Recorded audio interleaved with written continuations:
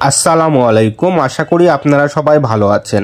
বাংলাদেশি নাগরিকদের ভারতীয় ভিসা দেওয়ার ব্যাপারে ভারত তার অবস্থান স্পষ্ট করল। একটি বিবৃতিতে ভারতের বিদেশ মন্ত্রী এস জয়শঙ্কর তিনি উল্লেখ করেন, চিকিৎসা আপৎকালীন পরিস্থিতি ছাড়া বাংলাদেশি নাগরিকদের আপাতত ভিসা নয়।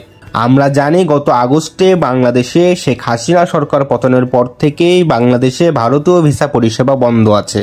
সেই বিবৃতিতে আরও উল্লেখ করা হয়, বাংলাদেশের পরিস্থিতি স্বাভাবিক হলে পুরো দমে ভিসা দেওয়া হবে বলে জানিয়েছে ভারত। এছাড়াও আরও উল্লেখ করেন যে বাংলাদেশের পরিবর্তিত রাজনৈতিক পরিস্থিতিতে আমাদের দেশের নাগরিকরা ভারতীয় ভিসা পেতে বিলম্ব হচ্ছে বলে দাবি করেছিলেন এবং সে দাবি করার সাথে সাথে গত 26শে আগস্ট রাজধানী ঢাকায় ভারতীয় ভিসা কেন্দ্রে যে বিক্ষোভ করা হয়েছিল এবং স্লোগান উঠেছিল এক দফা এক দাবি, ভিসা চাই ভিসা চাই। এই প্রেক্ষিতে বাংলাদেশের নাগরিকদের ভিসার আবেদনের ক্ষেত্রে অবস্থান স্পষ্ট জানালো ভারতের বিদেশ মন্ত্রণালয়।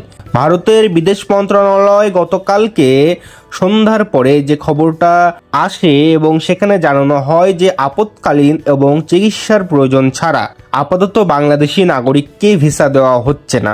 বিদেশ মন্ত্রণালয়ের মুখপাত্র রণধীর জয়সওয়াল বলেন, আপাতত বাংলাদেশিদের চিকিৎসার এবং জরুরি প্রয়োজনে ভিসা দেওয়া হচ্ছে। যখন বাংলাদেশের পরিস্থিতি স্বাভাবিক হবে তখন পূর্ণ মাত্রায় কাজ শুরু হবে এবং ভিসা প্রদানও স্বাভাবিক হবে। এখানে বলে রাখা ভালো, আমি গতকাল আপনাদেরকে একটি আমার চ্যানেলে ভিডিও দিয়েছিলাম এবং সেখানে বলেছিলাম যে পরপর দুইটি খবর প্রচার করা হয় যে 450-রও অধিক ভারতীয় ভিসা রিভিউ করলো, বাংলাদেশিদের ভিসা রিভিউ করলো ভারত, এবং ভারতের পররাষ্ট্রমন্ত্রী এস জয়শঙ্করের সাথে বাংলাদেশের যে বৈঠক হয় সে বৈঠকে আসলে কি নিয়ে আলোচনা করা হয়। তো এই দুইটি যে পরপর আপডেট এসেছিল ভারত এবং বাংলাদেশ সম্পর্কে, এই দুইটির আপডেটের কোনোটিতেই ভারতীয় ভিসা সম্পর্কে স্পষ্ট কোনো কিছু বলা ছিল না এবং ভারতীয় ভিসা সম্পর্কে কোনো আশার বাণীও ছিল না। তো গতকালকে সন্ধ্যার পরে এই বিবৃতিটি ভারতের পররাষ্ট্রমন্ত্রী এস জয়শঙ্কর থেকে প্রকাশ হয় যে চিকিৎসা এবং আপৎকালীন পরিস্থিতি ছাড়া বাংলাদেশি নাগরিকদের আপাতত ভিসা নয়। তো এই বিবৃতির দ্বারা যেটা বোঝা যাচ্ছে যে বর্তমানে ভিসার পরিস্থিতি যেটা আছে এটাই থাকবে, এর বেশি হয়তোবা স্বাভাবিক হবে না বর্তমানে বাংলাদেশের পরিস্থিতি স্বাভাবিক না হওয়া পর্যন্ত।